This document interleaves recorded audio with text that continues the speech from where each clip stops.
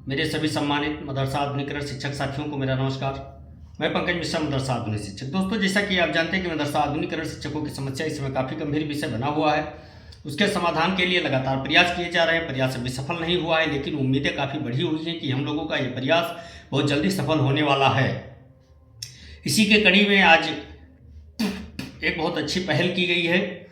उस पहल के बारे में भी मैं आप लोगों से चर्चा करेंगे, लेकिन उससे पहले आप लोगों को मैं उन सभी लोगों को धन्यवाद देना चाहता हूं जिन्होंने हमारे कदम की सराहना की और आगे बढ़ाने वाले कदम पर उन्होंने सहयोग और साथ देने का जो आश्वासन दिया है, उसके लिए मैं उनका आभारी हूं और बहुत बहुत उनको आभार व्यक्त करना चाहता हूं, क्योंकि इस समय एक दूसरे के सहयोग और साथ की आवश्यकता है। मेरे दोस्तों, आज अभी मैं देख रहा था तो अभी एक सूचना प्राप्त हुई है कि जौनपुर की टीम तारिक भाई की अगुवाई में जो रिट डाला गया था माननीय सुप्रीम कोर्ट में, उसके लिए वो दिल्ली के लिए रवाना हो चुके हैं और वो जानकारी लेना चाहते हैं कि आगे क्या कैसी प्रक्रिया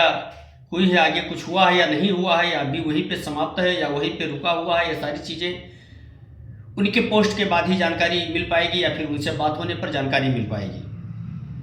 दोस्तों, मैंने आज के 3-4 दिन पहले मैंने कहा था कि जो जौनपुर की टीम ने सुप्रीम कोर्ट में मुकदमा दायर किया है, उस मुकदमे के बारे में कोई जानकारी नहीं मिल पा रही है और वो लोग भी चुपचाप बैठ गए हैं। तो ये कहीं ना कहीं एक कारण हो सकता है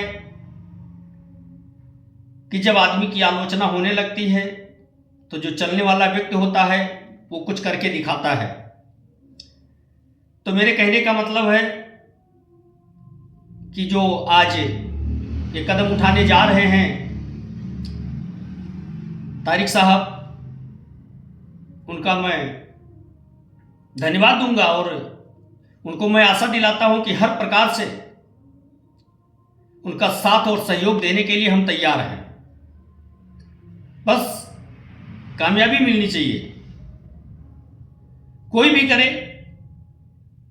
कुल मिला के जो भी करे वो सच्चे मन से काम करे, दिल लगा के काम करे। हम सभी लोग उसका साथ और सहयोग दोनों देने के लिए बराबर तैयार हैं दोस्तों। और मैं एक चीज़ और कहना चाहता हूं कि यही चीज़ एजाज अहमद साहब को भी करना है। इस समय एजाज अहमद साहब का भूमिका बहुत अहम है।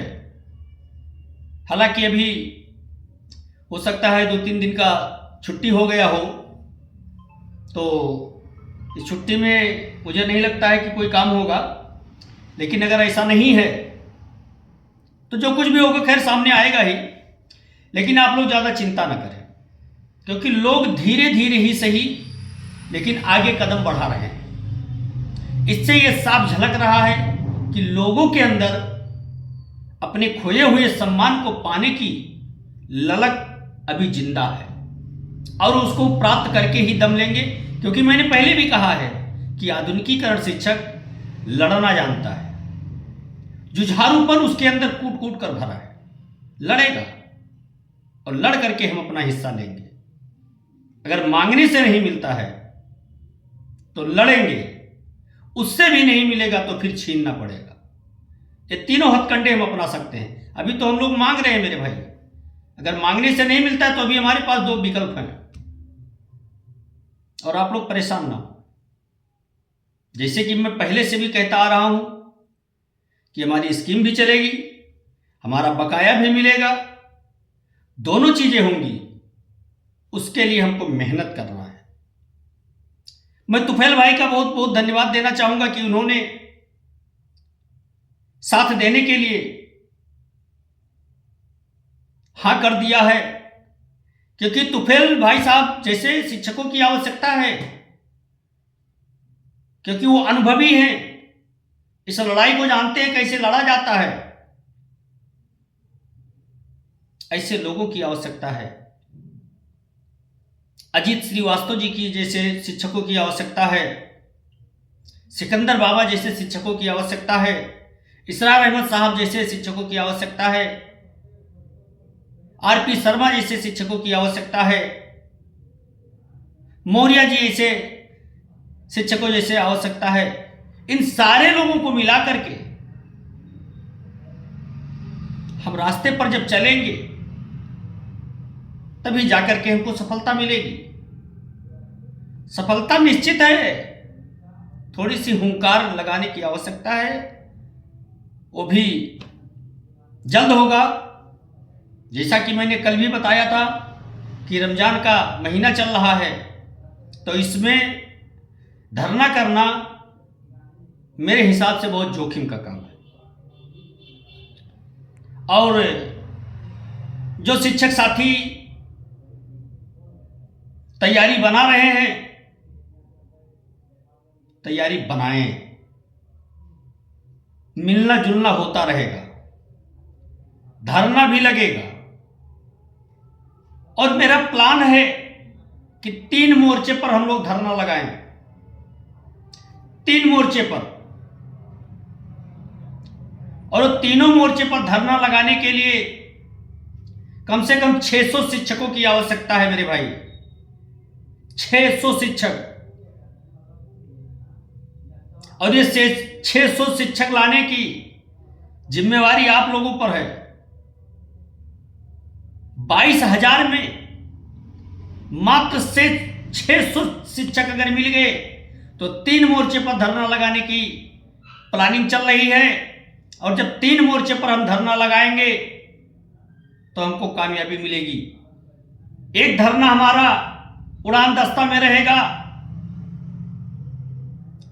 2 धरना हमारा अनिश्चितकालीन रहेगा। और मेरे दोस्त, अगर इस तरह से आप लोग साथ दे देते हैं तो निश्चित है सफल होंगे हम, क्योंकि बहुत मेहनत किया है हम लोगों ने, बहुत कुछ सहा है। अब और बर्दाश्त नहीं होता है मेरे दोस्त। लोग तंज कसते हैं, लोग गिरी हुई नजरों से हम लोगों को देखते हैं।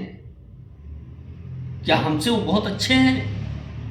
हमसे अच्छे नहीं है वो, ना हमसे ज्यादा वो मेहनत करते हैं, लेकिन वो इसलिए हंस रहे हैं कि आप लोगों ने 15 साल समय बिता दिया मदरसे में पढ़ाने के लिए, और मैंने 10 साल मुंबई कमाने में लगा दिया। आज मैं घर बनवा रहा हूँ, मैं प्लाट खरीद रहा हूँ, मैं अपने बच्चों के लिए अच्छे अच्छे कपड़े ला रहा हूँ, और तुम लोग बच्चों के लिए शाम को बिस्किट नहीं ले जा पा रहे हो। ये कह करके तंज कसा जा रहा है मेरे दोस्त हम लोगों के ऊपर। और ये इसलिए हो रहा है क्योंकि जो वर्तमान सरकार है, इसने भेदभाव करके और हम लोगों के साथ बहुत बड़ा अन्याय किया। उसका परिणाम ये हुआ कि जो हम लोगों ने काम किया था वो पैसा भी नहीं दिया और हमारी स्कीम भी बंद कर दी। दोस्तों, जुबान बंद हो जाती है हम लोगों की जब हमारे साथ के पढ़े लड़के मिलते हैं, कहते हैं क्या हुआ मास्टर साहब, आप तो मास्टर साहब थे, इतने बेजार क्यों लग रहे हो? देखिए, आपको मैंने कहा था कि चलिए मेरे साथ, नौकरी के चक्कर में मत पड़िए, चलिए मुंबई कमाते हैं हम लोग, और आप नहीं गए, हम चले गए। आज मैं 4 व्हीलर से चल रहा हूँ, प्लाट खरीद रहा हूँ, अच्छा मकान बनवाया हूँ, और